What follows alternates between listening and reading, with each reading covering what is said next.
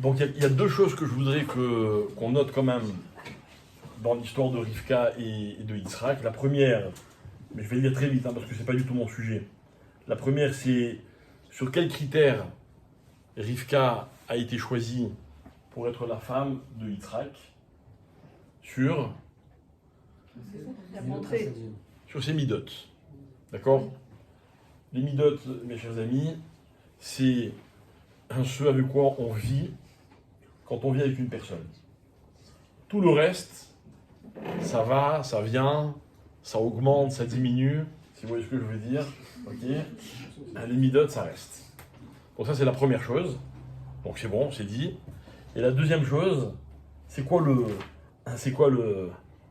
spitz de l'histoire de Rivka et de Yitzhak? C'est quoi?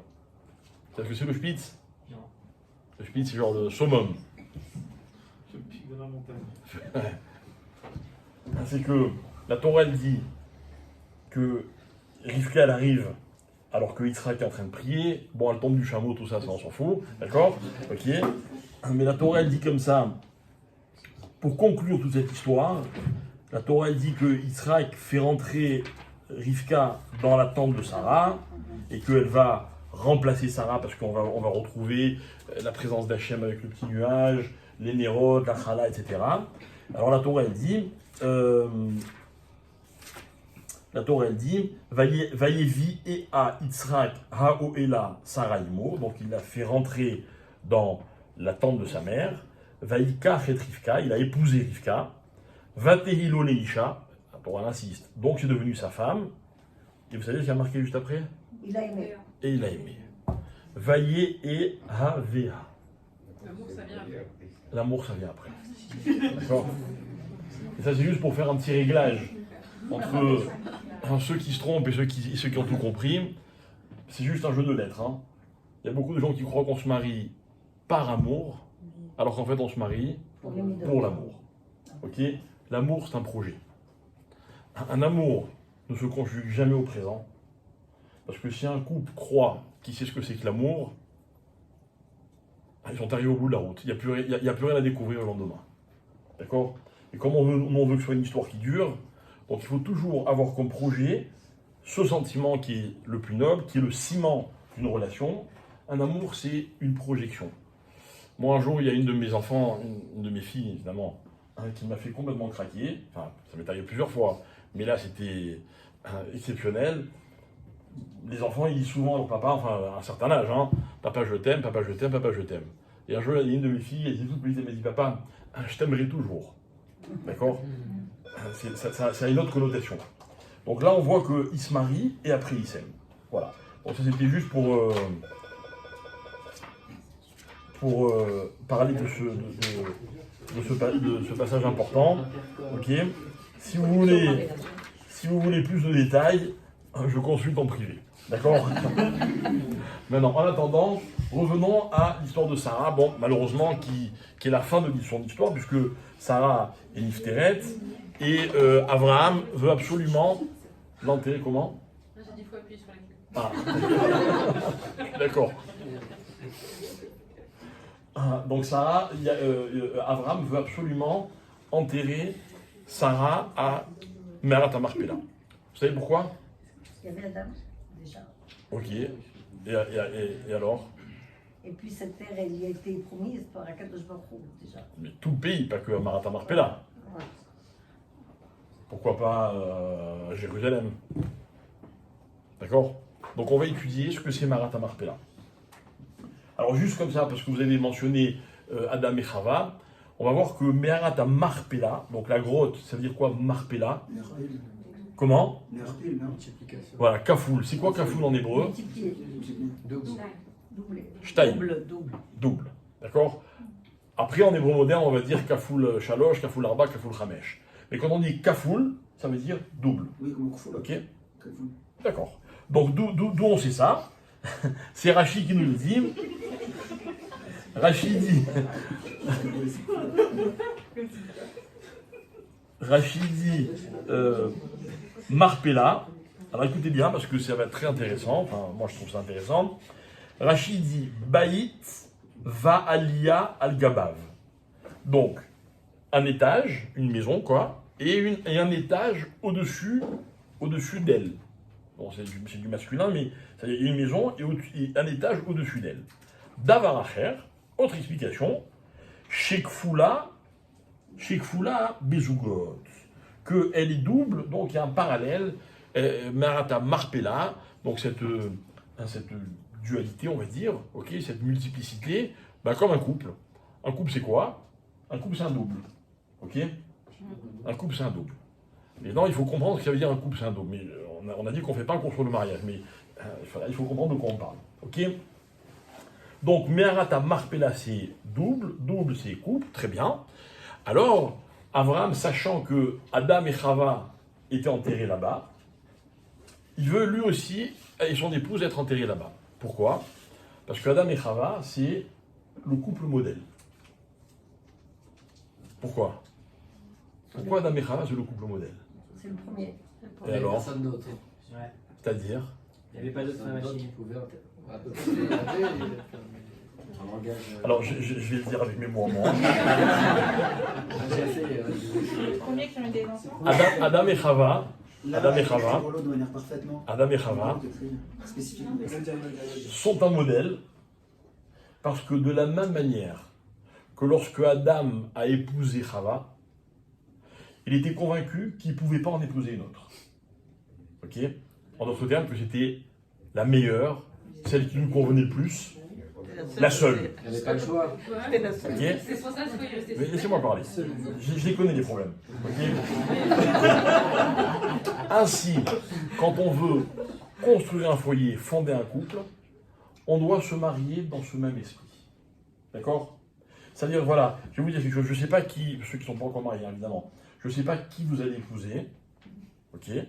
Mais je suis convaincu que vous allez épouser la seule personne qui convient, qui vous convient. D'accord? Le problème, c'est que moi, je vous dis, c'est des belles phrases, mais peut-être que vous en serez pas convaincu. Ça existe. D'accord? Ça existe, et puis c'est pour ça que des fois, ça prend beaucoup de temps, quoi, vous voyez? Parce qu'on se dit, tiens, peut-être il y a mieux. Peut-être il y a mieux. Ok? Aujourd'hui, j'ai rencontré un ami qui avait fiancé sa fille il y a quelques semaines avec un garçon, et je connais bien les parents du garçon, et je sais qu'ils sont très compliqués. Très compliqués. Dès qu'on leur propose un chidour, ils font une enquête. Mais, le FBI à côté, c'est rien. Mais je t'assure, BMET. Bon, bref, ils se fiancent. Bon, ils m'annoncent les fiançailles, Mazel Tov et tout.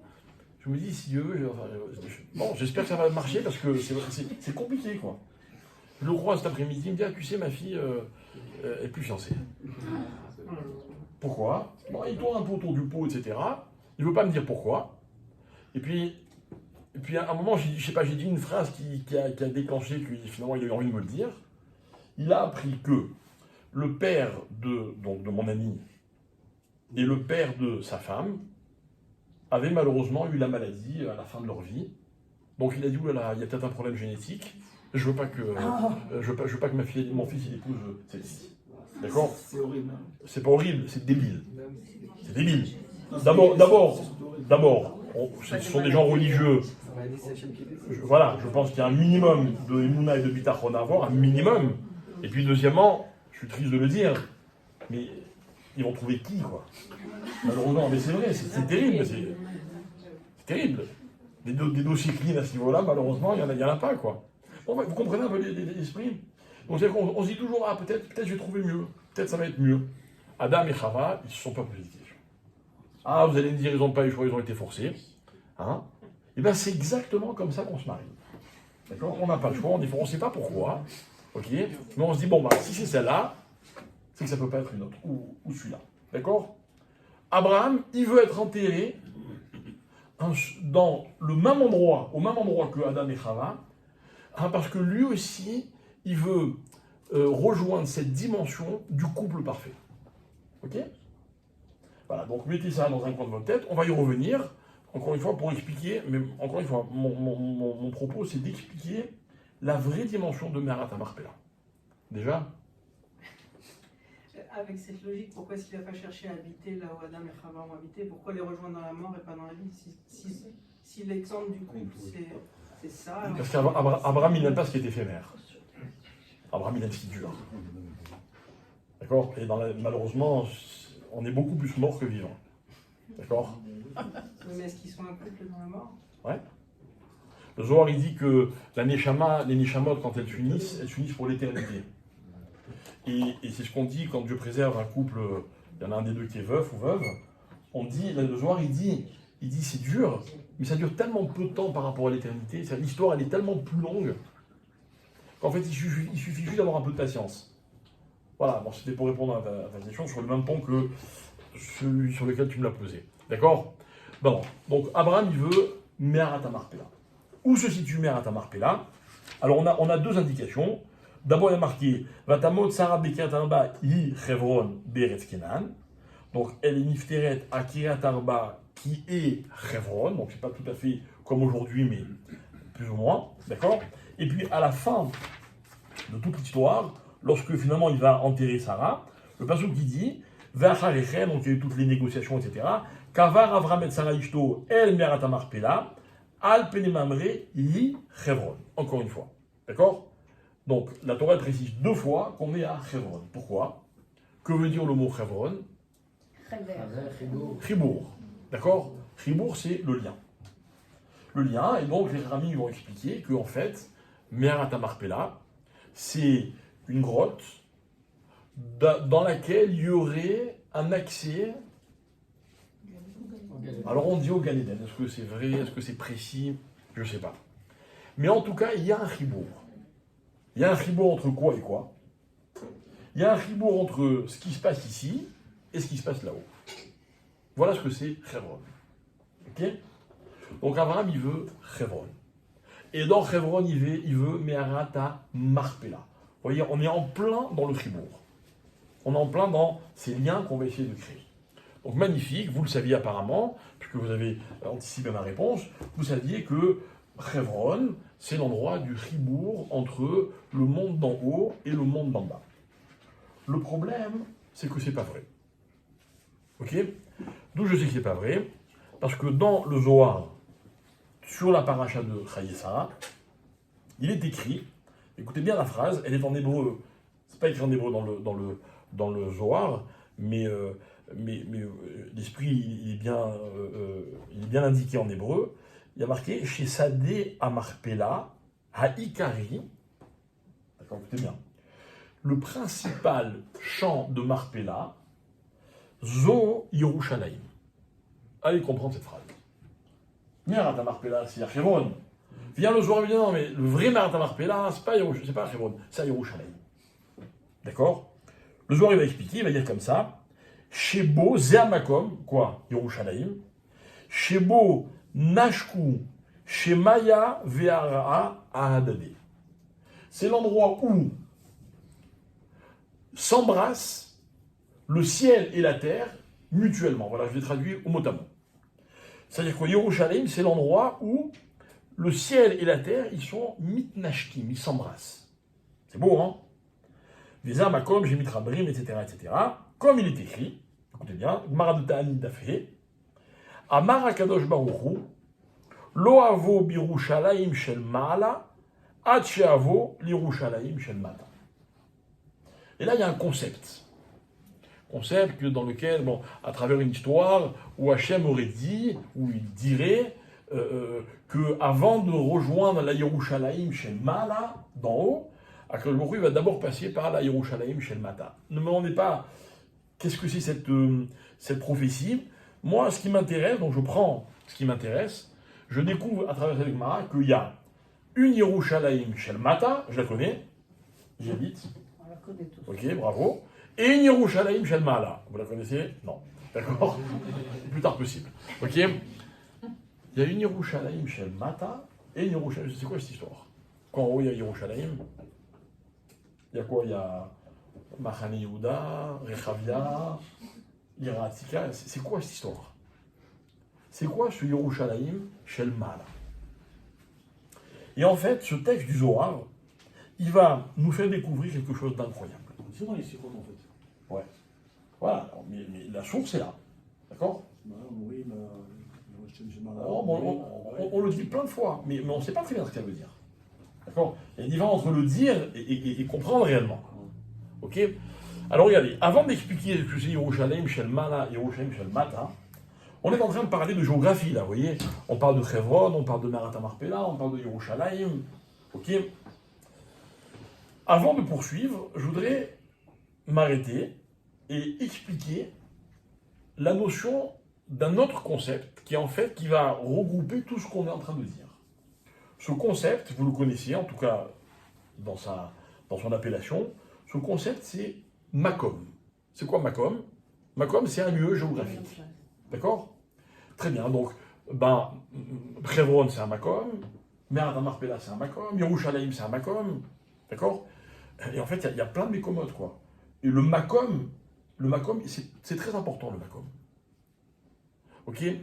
Mais c'est important à condition qu'on comprenne quelle est la vraie dimension de ce qu'on appelle Makom. Par exemple, qui s'appelle Makom? Hachem. On l'appelle Makom. Pourquoi on l'appelle Makom Hachem? Mieux, dites mieux. Non, c'est vrai, mais dites mieux. Parce que nous, on est en lui. Tu brûles? Ça veut dire qu'il est à l'intérieur de nous en fait. C'est lui l'endroit, c'est lui la place. Voilà. C'est lui le Makom, et nous, on est tous dans le Makom qui s'appelle Akadosh Baruch Hu. D'accord? C'est-à-dire que, disons-le plus simplement, Hachem, c'est le Makom du monde. C'est pas le monde qui est le Makom d'Hachem. Donc on l'appelle un Makom. D'accord? Regardez.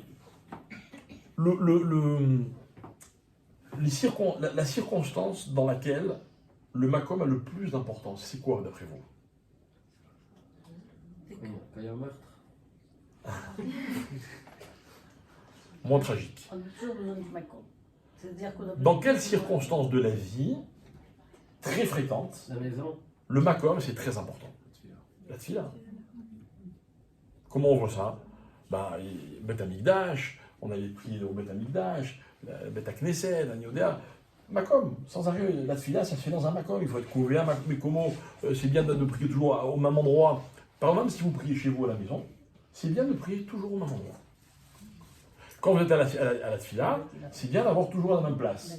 D'accord? Ça veut dire qu'il faudrait arriver toujours à la même heure. Mais bon, ça, c'est un problème accessoire. Ok?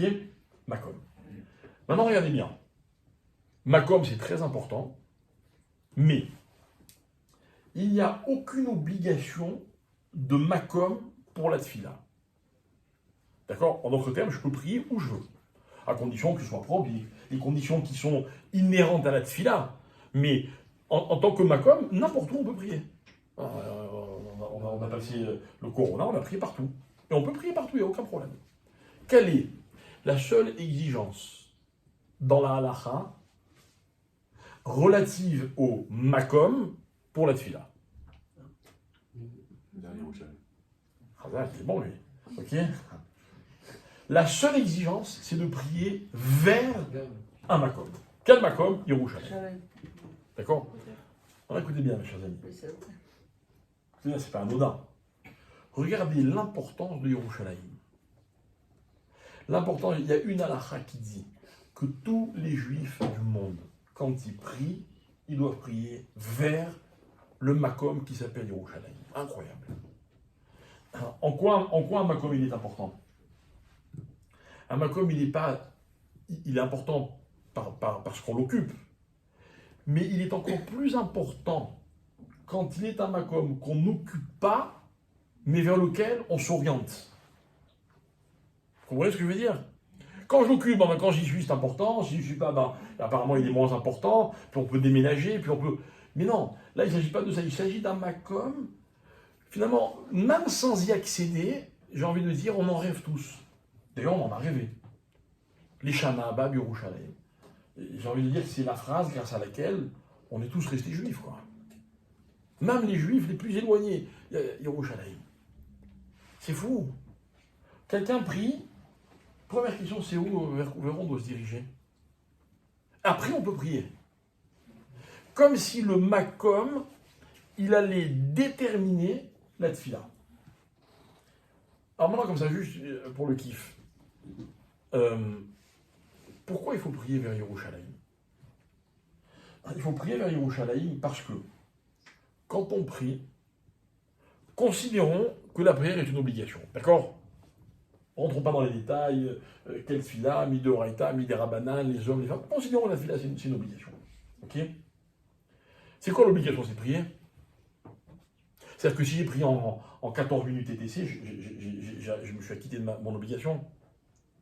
Oui ou non? C'est quoi l'obligation? Ça les Kaven, Kivon. Prier vers un tel, c'est un Kivon vers une Matara. C'est très important d'être Mechaven. Mais pourquoi? La Matara. Et pourquoi? Il faut un but, il faut C'est arriver. quoi le but? C'est le S'il n'y a C'est pas un de but, raccourci ça. s'il n'y a pas de but, C'est comme à si partir de là, pourquoi on fait les choses? C'est être conscient, savoir ce qu'on Ah, regardez, je vais vous dire, vous allez voir comme c'est simple. C'est simple et beau et vrai. Écoutez bien. Le vrai chiyuv de la tefila, c'est de faire une tefila qui va être agréée par Akadosh Baruch Hu, qui va être mitkabelet. Si j'ai fait une tefila, mais elle ne peut pas être agréée par Hachem, je l'ai fait, comme vous dites, je pensais à autre chose, j'ai avalé la moitié des mots, je l'ai fait à la mauvaise heure. Tout ça, c'est quoi tout ça? Tout ça, c'est les conditions pour que la tefila, elle soit mitkabelet. Voilà, je vais vous dire quelque chose de très simple. Quand on fait une tefila, il vaut mieux la faire courte que longue. Ainsi, si on est capable de ne faire que peu de temps, une tefila, mais dont on est sûr que Hachem il va l'accepter, cette tefila. Par exemple, moi j'ai toujours appris, mon père il m'a toujours dit ça, quelle est la meilleure prière, c'est-à-dire quelle est la meilleure bracha qu'on peut avoir dans sa vie?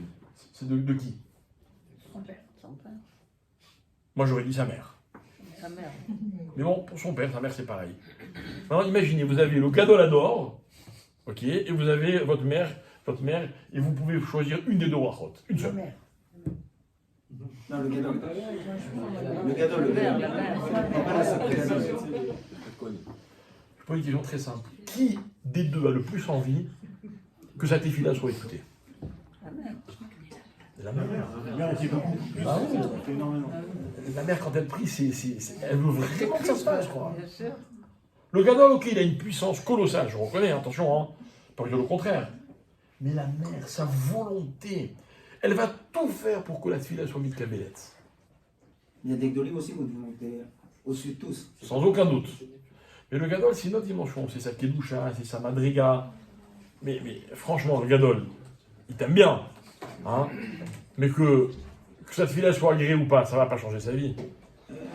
C'est pour ça que c'est des Gdolim, mais peut-être ça va changer. On est d'accord, mais pas comme il mère.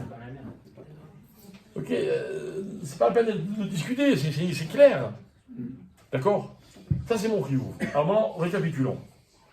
Pour qu'une fila soit mitkabelet, vous avez compris ce que ça veut dire? Il faut que quand je prie, je dirige ma fila vers Yerushalayim. Mais si on n'a pas dirigé vers Jérusalem, ça marche pas. Ça marche? Si on a Qu'est-ce pris qu'a dit à la l'envers. Mishnah dans mon Achot? Elle dit Aïkar shechaven libo la shamaï. Alors moi je vais traduire avec mes mots. Tu peux prier en dehors. Il y a des circonstances où on ne peut pas faire autrement. D'accord? Mais il va falloir que tu mettes beaucoup plus de kavana pour que ta fille arrive. Pourquoi? Parce que quand on prie vers Yerushalayim, il y a quoi Yerushalayim? Il y a quoi? Pourquoi il faut prier vers Il y a Yerushalayim? le Chibour entre Et alors, le donc, ciel et la terre. donc, Et donc ça passe mieux. donc, elle est mieux Elle est mieux transmise. mitkabelet. Le qui Elle est mieux reçue par le chemin est Hachem. meilleur. Voilà. Donc ça veut dire que, en fait, quelle est l'importance d'une tefila? C'est qu'elle soit dirigée vers l'endroit dans lequel il y a le plus de chances que la tefila soit mitkabelet. C'est quoi cet endroit? C'est quoi ce makom de folie là? Ce makom de folie, c'est Yerushalayim. Yerushalayim Shel Mata. Et on sait que juste au-dessus de Yerushalayim Shel Mata, il y a quoi? Le Gan Eden. Il y a Yerushalayim Shel Mala. D'accord? Alors, revenons maintenant à la notion de kafoul. C'est quoi kafoul? C'est quoi kafoul? Par exemple, je sais pas moi, imaginez, voilà, là il y a deux cacahuètes, mais identiques. D'accord? C'est kafoul ou c'est pas kafoul? Il y en a deux. Bah oui, c'est Il faut qu'elle soit très très identique. Elles sont très identiques. Au millimètre. Après, oui, c'est Kafoul. C'est Kafoul. Si on parle de couple, alors c'est pas Kafoul, vous avez parlé de couple. Ouais. C'est très différent, c'est pas deux cacahuètes, c'est une amande et un cacahuète. Non, c'est pas Kafoul. C'est pas Kafoul. Pourquoi c'est pas Kafoul? Les deux font un. Les deux font un ribour et les deux font un. Comme dans le couple. Alors. Deux parties d'une même entité. Peu importe, les deux font un. Les deux se complètent. Ok, alors je vais être très honnête et très franc. Ok. Vos réponses ne me conviennent pas. Ok. Non, c'est vrai. Mais votre réflexion me convient. C'est-à-dire que vous comprenez que Kafoul, c'est pas 1 plus 1. Pas ça Kafoul. Non, c'est 1 plus 1 qui se complète. C'est rien.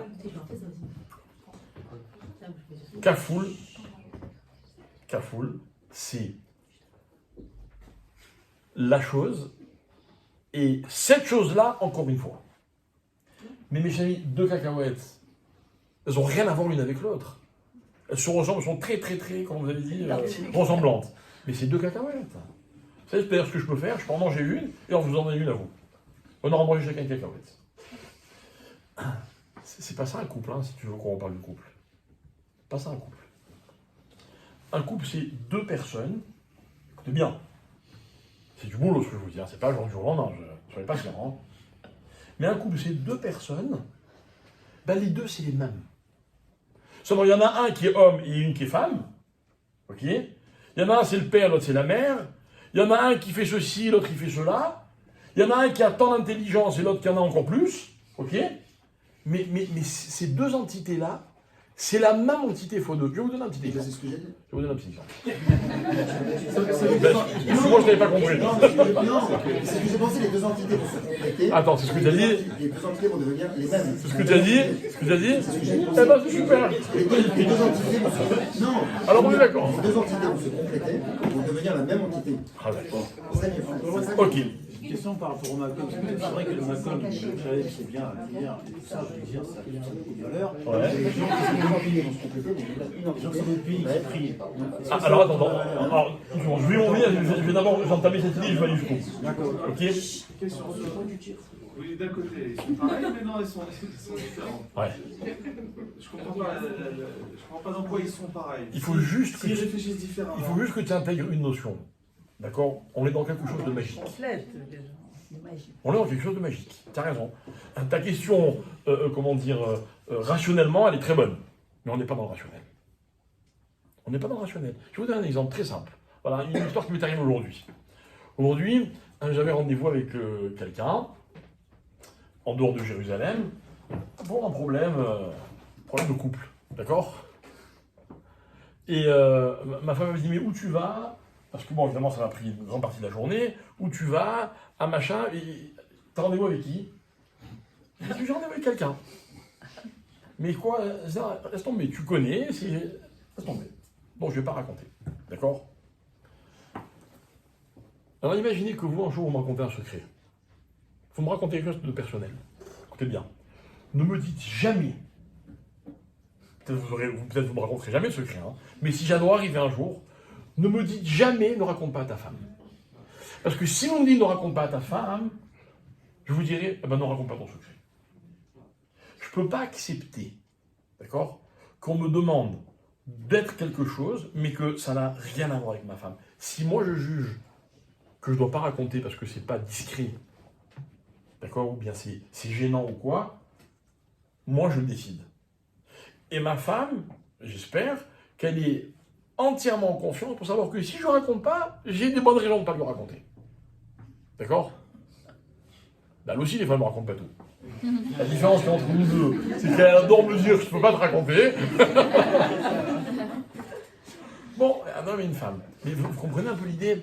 L'idée, c'est que je n'ai pas une définition claire, précise, que je pourrais écrire dans un dictionnaire. Non, je vous demande de comprendre qu'une entité, c'est que ce que vit l'un, ben, l'autre le vit aussi, quoi.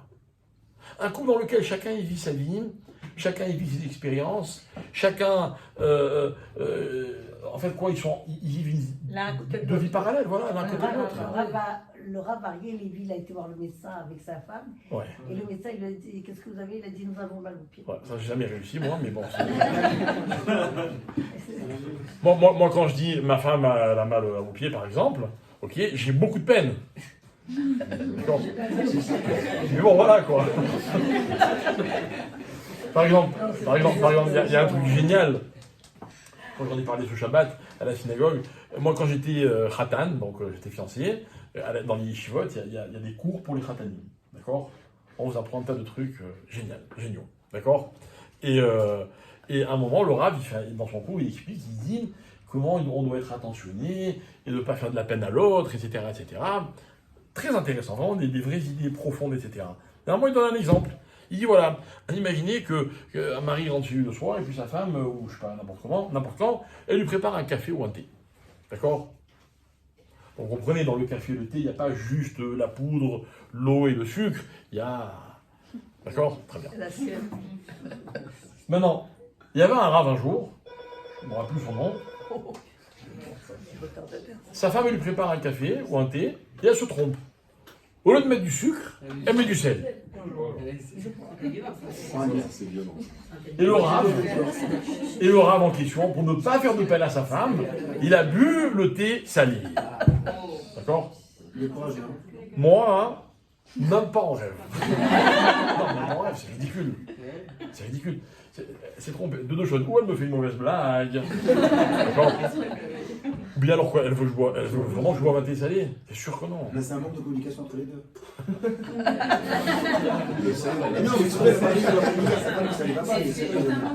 Tu sais ce que c'est? Non, mais le mari doit dire. Au contraire. C'est une grande ressemblance entre le sel et le sucre. Tu sais ce que c'est un curseur? Chacun il le met où il veut son curseur. Ce qui m'intéresse, c'est pas les filles. Buvez pas, c'est vraiment pas mon problème. D'accord? J'explique l'ambiance, ce qu'on veut créer comme réalité. On veut créer comme réalité. Ce rave, il a considéré que de ne pas faire de peine à sa femme, c'était plus important que de boire un thé infect. D'accord? Moi, je considère, mais c'est personnel, que ma femme, c'est pas ça qu'elle veut. Donc, je vais lui dire. Attention, elle est derrière. Qui? Elle vient d'arriver. Alors. Non, mais c'est important de communiquer, de lui dire ça va pas, plutôt que de lui mentir, pas lui mentir, mais de cacher ça. La communication dans un couple, c'est important. Mais de toute façon, elle ne veut pas faire souffrir son mari. Allô. Vous avez entendu ce que j'ai dit? Chacun il communique comme il veut. D'accord? C'est pas ça l'important. Chacun communique comme il veut. Il y a des maris, si c'est trop salé ou trop cuit, ils vont dire enfin, c'est pas bon, je vais pas manger. Ben, ils vont considérer. Quoi? Oh, il y en a. J'ai dit, c'est pas comme ça. Il faut un juste milieu, il faut pas faire de la peine. Allô, frère.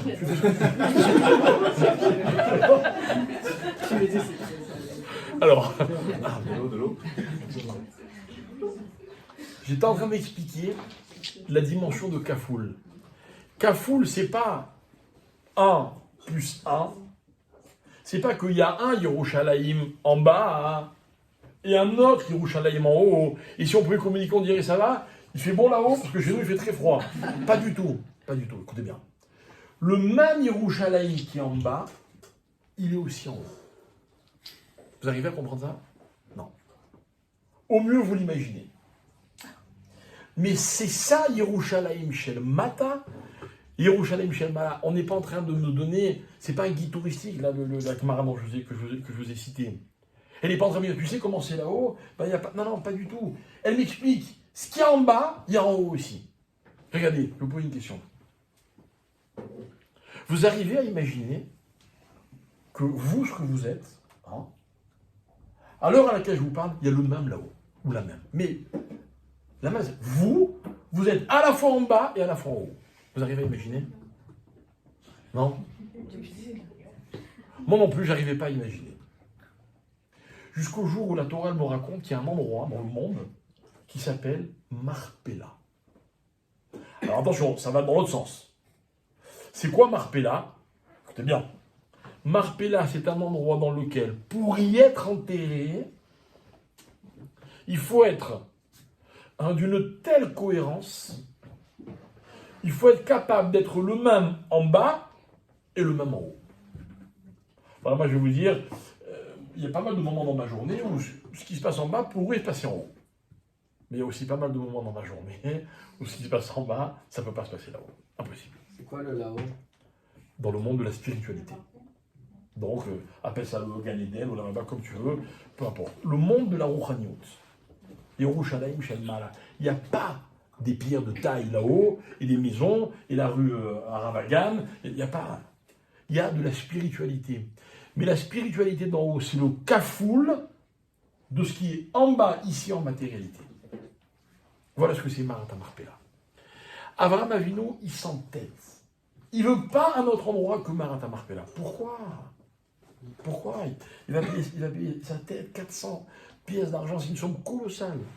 Et il tient à payer, et l'autre il fait son ordre de résister pour la forme, mais dès qu'Abraham il insiste, il dit bon ok d'accord, ok, pourquoi? Alors vous pouvez me dire, parce que Abraham il a voulu payer, pour que dans l'histoire les choses soient claires, ça nous appartient à nous, tout ça, je suis d'accord avec vous, c'est pas notre sujet. Notre sujet c'est qu'Abraham il veut quelque chose qui n'existe que dans Marat HaMarpela. Et c'est quoi? Marat HaMarpela c'est comme un filtre. Seul ne peut y accéder celui qui est vraiment kafoul. C'est-à-dire celui dont l'existence terrestre peut correspondre parfaitement à son existence spirituelle. Désolé, mais c'est pas notre rôle. C'est un pareil. En haut et en bas. En bas, on a un rôle. Non, regarde. Je te demande pas d'aller voir là-haut. Ça, je te demande pas. Parce qu'on est confronté au matériel. Je te demande de vivre ici, d'une certaine façon, qui pourrait faire qu'en haut, la même personne, elle pourrait exister là-haut. Regardez, je vous donne un exemple. La semaine dernière, on a étudié dans la paracha que la femme de Lot, en quittant Sodome, elle s'est retournée, elle est devenue une statue de sel. Pourquoi? Pourquoi? C'est quoi, c'est une punition? Qu'est-ce qu'il y a? Elle ne pouvait pas se retourner. Qu'est-ce qu'il ne fallait pas qu'elle voie? Vous pouvez m'expliquer? Et quand je demande aux gens, la plupart du temps, on me dit, il ne fallait pas qu'elle voie la violence, aucun rapport. Aucun rapport. Écoutez bien. Il fallait qu'en quittant Sodome, elle ne soit pas intéressée de savoir ce qui est en train de s'y passer. Il y a marqué comme ça dans les textes, il y a marqué que la vraie souffrance d'une Neshama, quand elle quitte ce monde, c'est quand la Neshama, elle aimerait rester attachée à son corps. Mais la Neshama d'un tzaddik, elle n'a pas envie de rester attachée à son corps. Et la Gemara, elle donne une très belle image, elle dit, la Neshama d'un tzaddik, c'est comme un cheveu dans la soupe ou dans le lait, je ne sais pas comment on dit, vous le prenez, vous l'enlevez. La Neshama d'un rachat, c'est comme une touffe de lin ou de coton, je ne me rappelle plus l'exemple, qui s'est attrapée dans des ronces. Et pour l'enlever, c'est une galère. Voilà, elle ne veut pas partir, la Neshama, elle veut rester attachée là. Donc quand elle arrive là-haut, elle est très très très très mal. Parce qu'elle préfère ce qui se passe en bas. Donc ça voudrait dire comme ça qu'une Neshama qui est capable de vivre aux deux niveaux en même temps, c'est une Neshama limite. Elle est là parce qu'il faut être là, et comme tu as dit, elle doit jouer son rôle, mais elle pourrait très bien être là-haut et ça lui conviendrait parfaitement. Et mes chers amis, avec toute l'affection et le respect que j'ai pour vous, ce que je suis en train de dire, on n'est pas capable de le comprendre. Personne ici, et même ailleurs, ne peut dire « Ah oui, moi, ouais, ce serait possible ». Non. Mais la Torah me dit qu'Abraham, Sarah, Yitzhak, Rivka, Yaakov, Léa, et Rachel aussi, sauf que Rachel, elle a fait d'autres choix, ok? Mais eux, ils étaient capables. Ils étaient capables d'être kafoul. D'ailleurs, regardez, je reprends le Rashi. Rashi dit, c'est quoi Marpella? Vous vous rappelez deux explications? La deuxième explication, c'était parce que ce sont des couples, kafoul. Et la première, c'était quoi? Un étage. Un étage. C'est quoi un étage? Un étage, c'est ça, c'est une maison. Et un étage, en général, un étage, c'est la même chose que ce qu'il y a en bas. Peut-être qu'on peut l'agencer différemment. Ok? C'est Yerushalayim Shel Mata, le rez-de-chaussée, et Yerushalayim Shel Mala. Ok? Maintenant, nous les hommes, qui vivons dans ce monde, on est obligé de se fixer à quelque chose pour comprendre ce que je suis en train d'expliquer. Quel va être l'indice pour comprendre l'idée? L'indice, ça va être le concept qui s'appelle Makom. Ok? Écoutez bien. Donc Makom, ça me donne Yerushalayim, je me dirige vers Yerushalayim pour prier, Halacha, impératif dans une fila. Et pourquoi Yerushalayim? Parce qu'il y en a une en bas et il y en a une en haut. Très bien.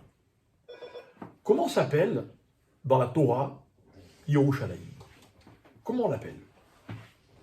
On en parle beaucoup, hein? Non.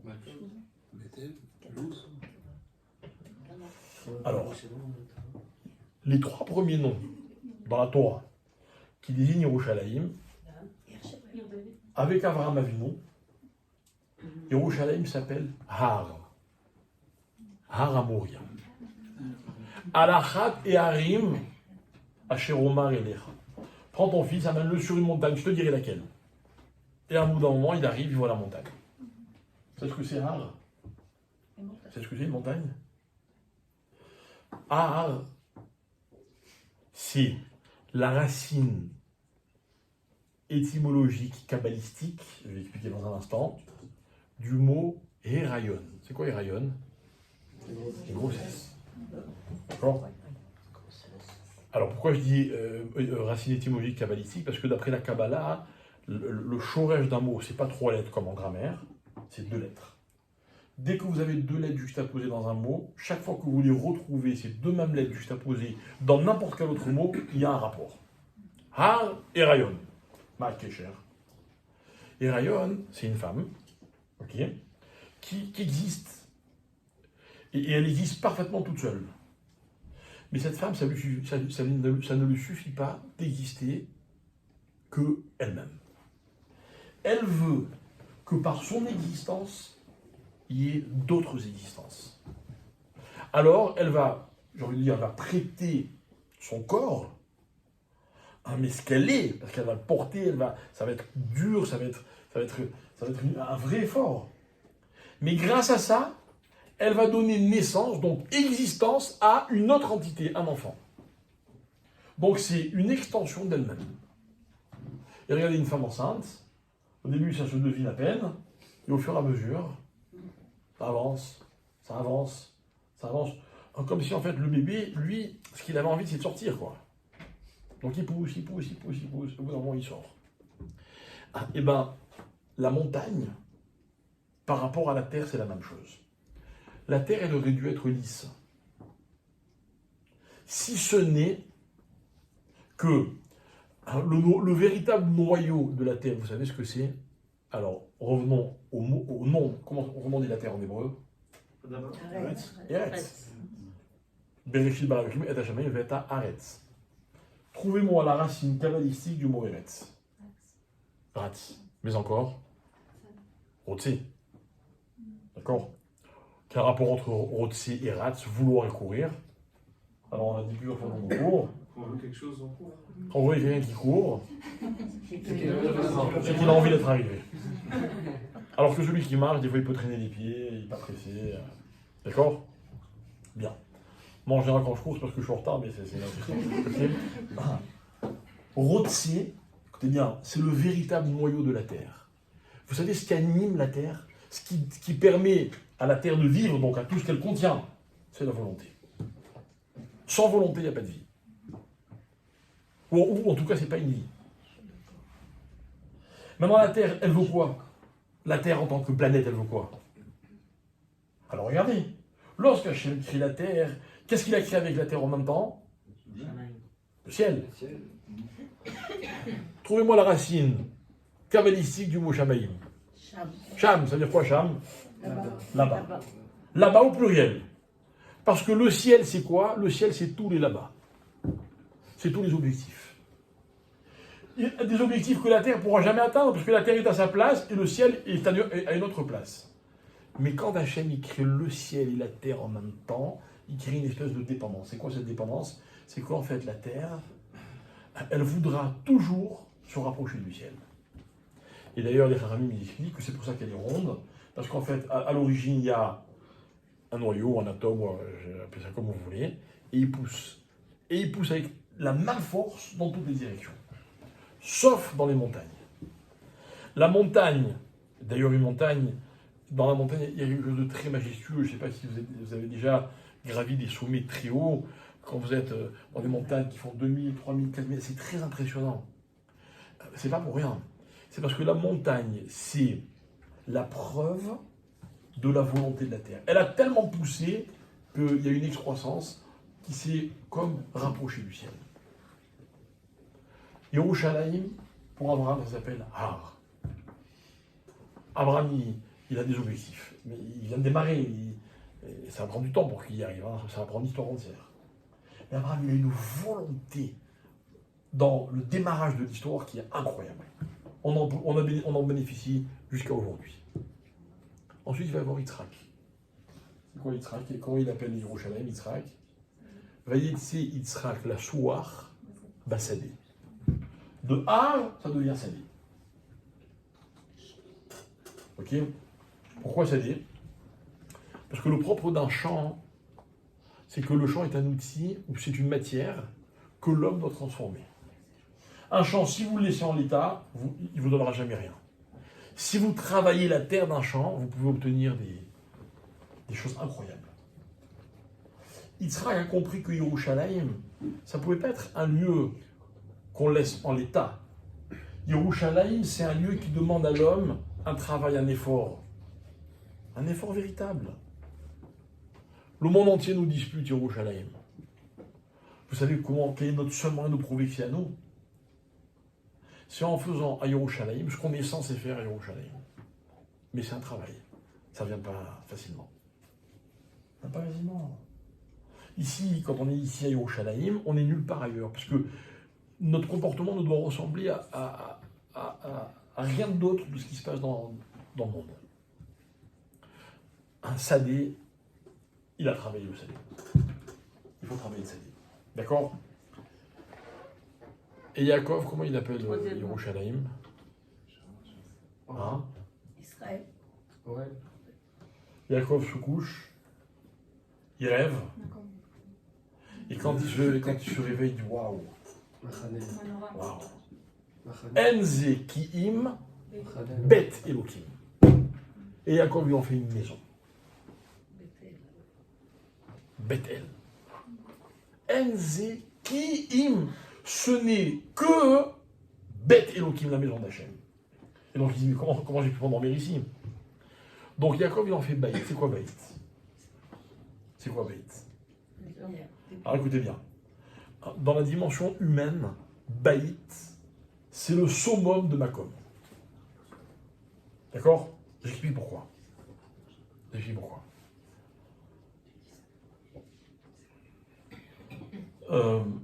Comment on appelle la paix des ménages? La paix dans le ménage, on l'appelle Shalom Bayit.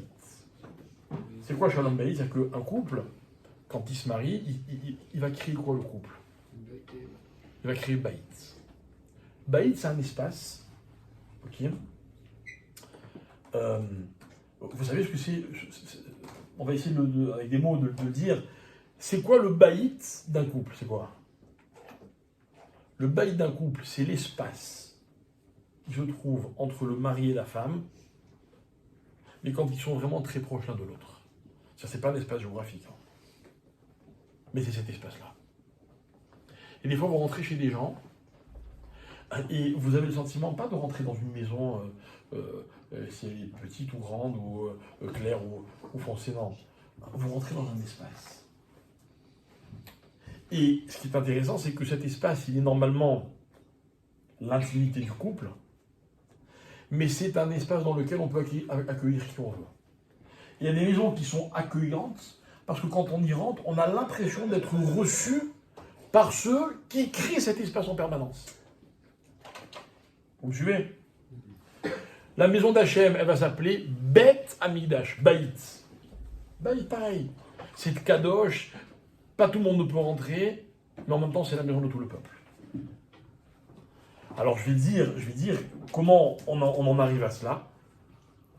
On arrive à cela en définissant que la vraie fonction de Baït, c'est de réunir. Baït, c'est fait pour réunir. Ok?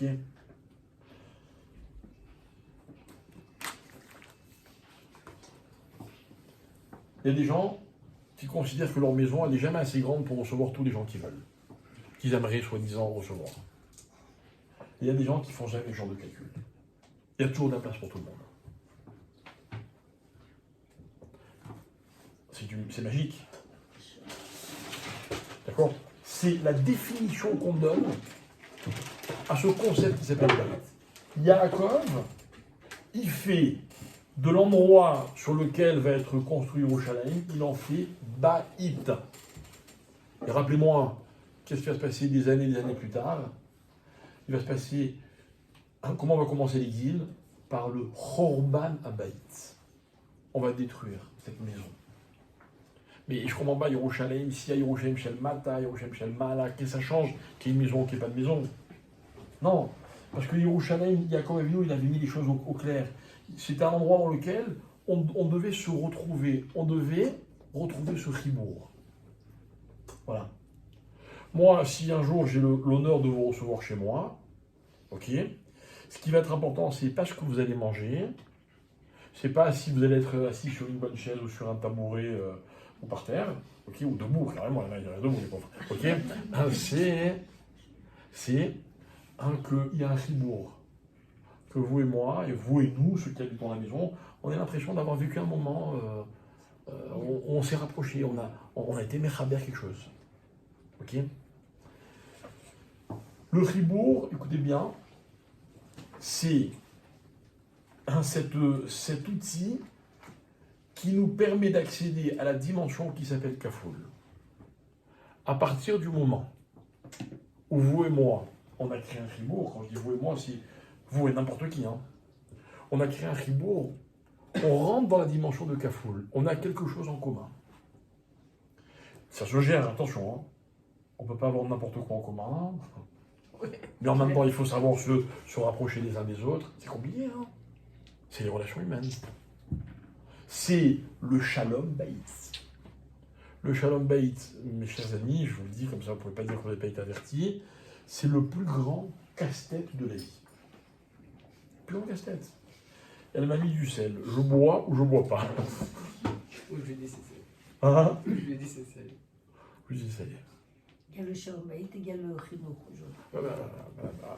Vous allez me décourager, soyez gentils. Déjà, comme ça, c'est pas évident. Ok. Si vous voulez que je vous réponde, S'il y a du Shalom Bayit. c'est simplement non, mieux que ça. C'est que le chinour des enfants, Il vient du Shalom il Baït. crée un chibour entre les parents. C'est juste. Vous croyez que les enfants, on leur donne et ils nous sont redevables? Non. Ce que les enfants apportent dans la construction d'un foyer, c'est colossal, mais ça va trop. Okay. Pas tout aborder ce soir. Donc là maintenant, je voulais qu'on précise cette notion de chibour à travers la notion de makom. Alors en fait, écoutez bien, voilà ce que dit le Zohar. Le Zohar, il dit, l'endroit du chibour, c'est Yerushalayim. El Malasot. El Malasot. Mais grâce à Marpella, à Me'arat Marpella, je comprends comment un chibour peut exister. Le vrai chibour, c'est quand l'élément, il devient kafoul. Mes chers amis, vous aurez fondé un couple, un vrai foyer. Et c'est possible. Et vous en êtes capable. Le jour où vous aurez le sentiment que votre conjoint, c'est votre kafoul. Vous savez, par exemple, moi, il m'arrive de recevoir des couples et j'entends des phrases comme je me fais avoir à chaque fois. Ou bien, vous comprenez, je peux pas trop. On va formuler comme ça, on peut formuler différemment. Genre, je peux pas trop lâcher de l'aise parce qu'après, genre quoi? Genre, il y a deux entités. Et puis, dans le meilleur des cas, ces deux entités, elles vont trouver un espèce d'équilibre pour que ce soit supportable. C'est pas ça un couple. C'est pas ça kafoul. C'est pas ça kafoul. Un kafoul, c'est que ce que veut l'autre, c'est exactement ce que je veux. Mais pas pour moi, pour l'autre. Mais s'il le veut, alors je le veux. Ainsi, il est cette chose-là, alors moi aussi je veux l'être. Pas évident, hein? Mais c'est possible. Non, c'est pas possible. C'est ça le projet. Alors regardez, Hachem, il a bien fait les choses. Il a créé une chose qui s'appelle l'amour. C'est à ça que ça sert l'amour. L'amour, ça sert à ressentir pour la personne ce qui va m'aider à faire un avec lui. C'est ça l'amour. Si c'est pas pour ça, c'est pas de l'amour. Je sais pas comment ça s'appelle. Hein. C'est pas ça, Ahava. Ahava, Gematria, Echad. J'ai rien inventé, quoi. C'est tellement clair. Plus que Echad, il y a Kafoul. Yerushalayim Shel Mata, il y a la même Yerushalayim Shel Mala. Maintenant, moi, voilà quel est mon mifran quotidien. Est-ce que la Yerushalayim que j'habite, est-ce que ce que je fais dans cette Yerushalayim, c'est la même chose que ce que je pourrais faire si maintenant j'étais dans la Yerushalayim d'en haut? Voilà la question. Voilà la question. Si c'est ça, je suis dans un accord de Fribourg. Mais regardez, je vais aller encore plus loin. Et on va faire un tout petit peu de psychologie à 2 balles. Hein. Ok?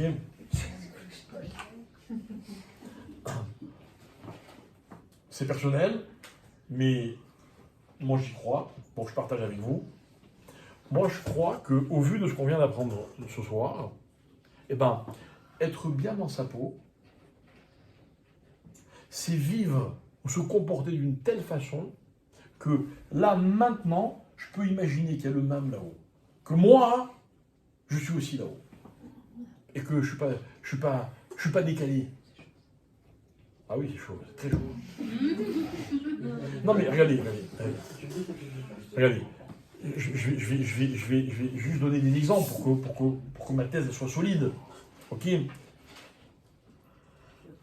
Un jour, j'avais dit dans un cours, j'avais entendu ça d'arabe, et je trouve ça très fort comme idée. Vous savez quelle différence il y a entre une mitzvah et une avera? C'est quoi la différence entre eux? Je ne parle pas, ça c'est interdit, ça c'est permis, ça c'est bien, ça c'est mal, non. Quand on fait une mitzvah et quand on fait une avera, peut-être vous ne savez pas, vous avez peut-être jamais fait d'Averot. Hein? C'est la marche à la Kavana. On se rapproche, on s'éloigne. Non mais qu'est-ce qu'on ressent? Qui dans quoi? Dans la mitzvah ou la avera? Non, franchement, attendez, soyons honnêtes. Les avérotes, elles ne sont pas kiffantes. Et une mitzvah, Ah, c'est je crois que vous y connaissez bien. Et la mitzvah, c'est bien une Hein? difficulté d'accomplir quelque chose. Mais la mitzvah, c'est une galère. Après la Avera, La mitzvah, c'est une galère. Hein? Après la Avera, on se sent pas bien. C'est ça, comment? Voilà la différence. Attendez, elle a mis le doigt sur le problème. Quand j'ai fait une mitzvah, elle m'a coûté, elle était pénible, j'avais pas envie de la faire. J'ai pas envie de jeûner, moi, qui pour. Vous avez envie de jeûner, moi, qui pour la vérité. J'ai pas envie, on s'en fait un monde, machin, etc. Et encore, quand c'est Kippour, c'est que Kippour, c'est rigolo. Les slichot, c'est ce que c'est 40 jours de slichot. Ah. Et les manches longues, oh là là, alors là, c'est carrément. Mais c'est vrai, c'est pas fait pour être agréable, je vous le dis tout de suite. Mais par contre, la Torah nous promet une chose. Quand on le fait,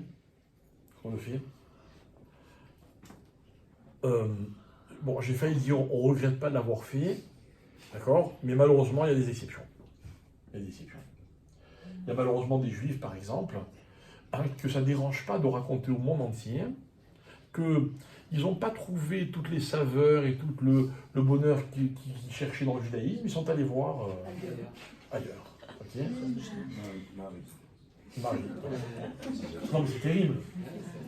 Non, attention. Moi je suis en anti-polémique. Je vois de la polémique, vous savez pourquoi? Parce que personne ne l'a entendu de ses propres oreilles, personne ne sait ce qu'il a vraiment voulu dire, donc pas d'achonara, pas de jugement, on ne sait pas, on s'en fout. Mais malheureusement, c'est vrai qu'il y a des gens qui ne sont pas satisfaits par le judaïsme. Donc, ne disons pas des mots qui peuvent ne pas être vrais pour certaines personnes. Mais la mitzvah, quand on la fait convenablement, elle nous donne un sentiment de plénitude. Ouais. Elle nous remplit. La Avera, mes chers amis, c'est exactement l'inverse. Quand on la fait, ça peut être un kiff, un méga kiff. Après, elle nous laisse un goût... on n'est pas content de nous. Quoi. Ouais.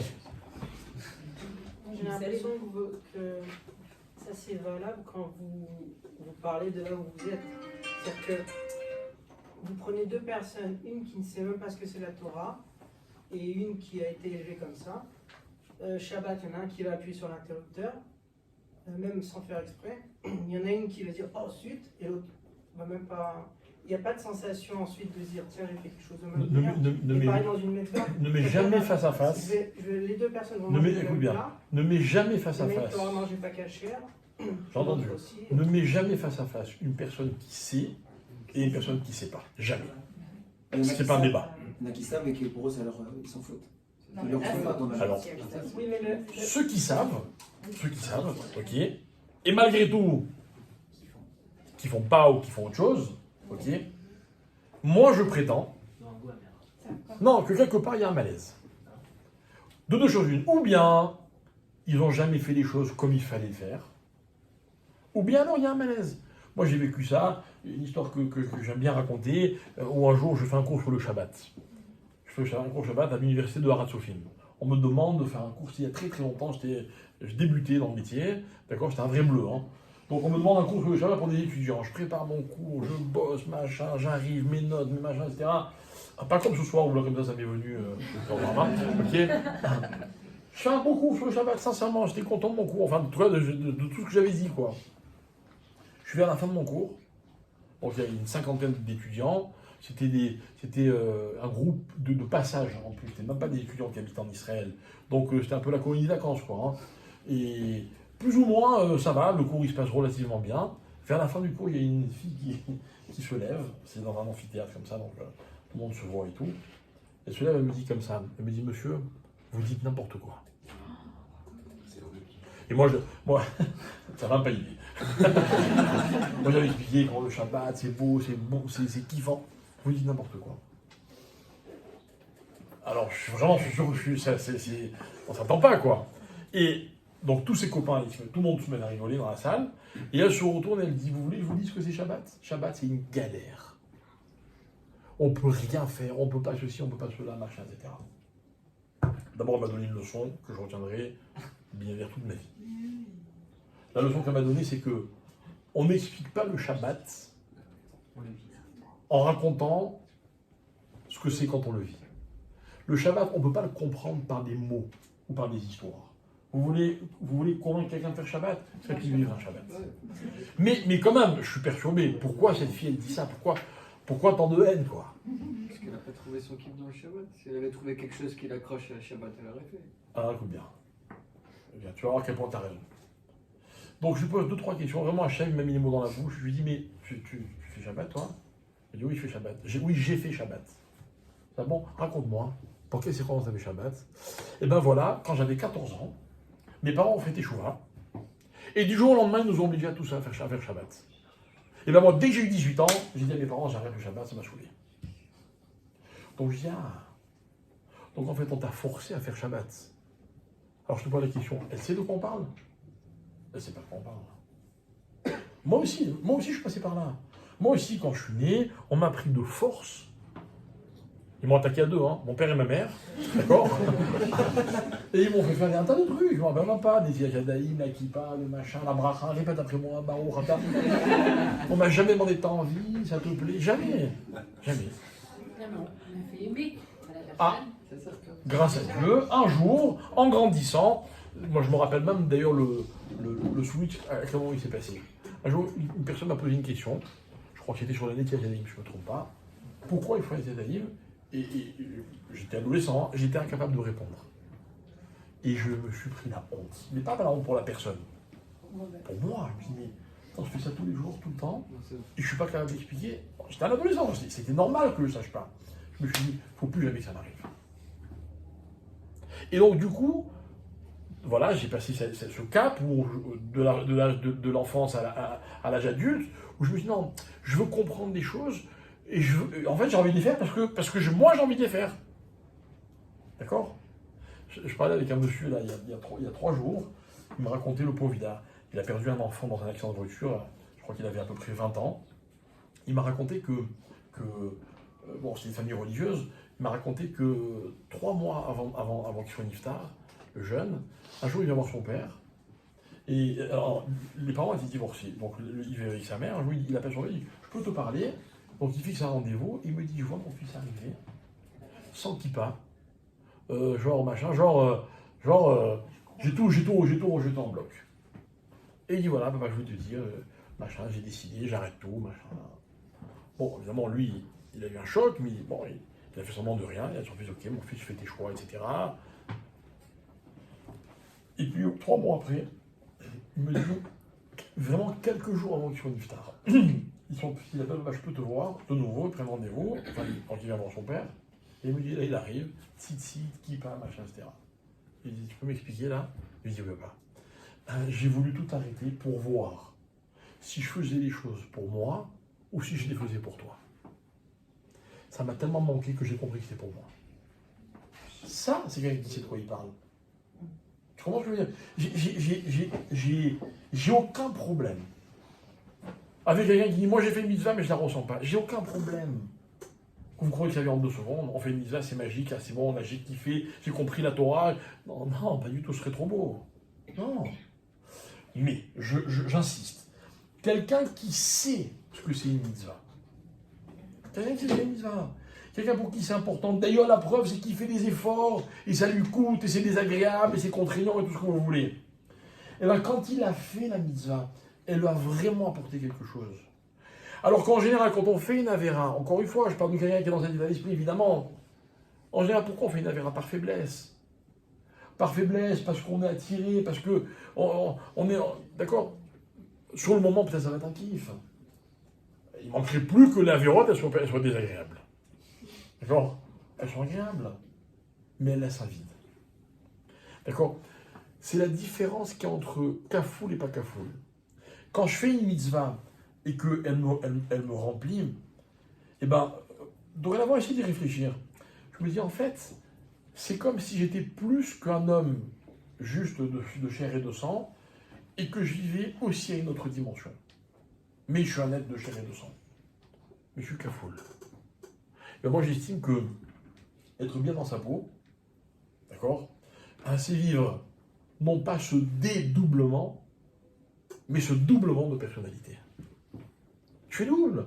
Je suis à la fois un homme, Un couple normal, c'est un couple dans lequel il y a de l'attirance physique, on se plaît, on rigole, on passe des bons moments, on se dispute, il y a des conflits. Mais on est un. Mais on est kafoul. Mais ce que vit l'autre, je le vis aussi. Vous entendez le mot? Ce que vit l'autre, je le vis aussi. Ce que l'autre est, moi aussi, je le suis. Moi aussi. Ça ne veut pas dire qu'on est d'accord sur tout, et qu'on a les mêmes goûts, et que l'un aime le tennis, alors l'autre aussi doit aimer. Non, c'est beaucoup plus profond. Ce que l'un est, l'autre aussi l'est. Ce que l'un vit, l'autre aussi le vit. Voilà ce que c'est kafoul. Sarah Imeno, c'est le premier être humain connu, qui, le jour de sa mort, peut dire, moi, ma vie, elle était kafoul. Elle était terrestre, elle était une vie normale, ça a été une mère, elle s'est disputée avec Agar, qu'elle a vue comme une rivale, et puis elle a imposé des choses à Abraham, ils n'étaient pas d'accord, et tout normal. Et malgré tout, elle était d'une telle cohérence et d'une telle intégrité que pour elle, ce qui se passe en bas et ce qui se passe en haut, c'est la même chose. Voilà ce que c'est Marat HaMarpela. C'est ce filtre-là, Marat HaMarpela. Alors, on récapitule et on conclut. Ok? Un Yerushalayim, c'est l'endroit du Chibour. Il n'y en a pas d'autre. Mais pour que ce Chibour soit possible, il fallait qu'il y ait un endroit dans le monde qui soit comme une maison et un deuxième étage. Kafoul. Alors c'est très beau parce qu'au niveau spirituel, ça me donne des perspectives. Voilà, il y a une vraie dimension dans ce qu'on vient d'expliquer. Mais au niveau personnel aussi. Au niveau personnel, je me rends compte qu'en fait, c'est quoi créer des chibourim? C'est quoi? Encore une fois, c'était pas un cours sur le mariage, ok, mais un mariage, c'est quoi? C'est un chibour. C'est quoi un chibour? C'est quoi? C'est des commodités. Si t'as pas envie d'être seul, moi non plus, c'est quoi? Viens, on se marie. C'est tiens, les randonnées, machin, moi aussi, on se marie. C'est quel est ton degré de religion? Où tu veux habiter? C'est comment tu me parles? C'est ça, hein. Mais je connais les problèmes, c'est comment tu me parles. En général, le fond du problème, c'est toujours ça. C'est beaucoup plus que tout ça, mes chers amis. C'est est-ce qu'on est capable est-ce qu'on a un but et que ce but c'est créer un vrai chibour? Au point que ce chibour en face de nous une entité qui s'appelle Kafoul. Mais si vous permettez, parce que ça c'était le bon côté, hein, le côté un peu plus sévère, c'est que on a tellement tendance à se tromper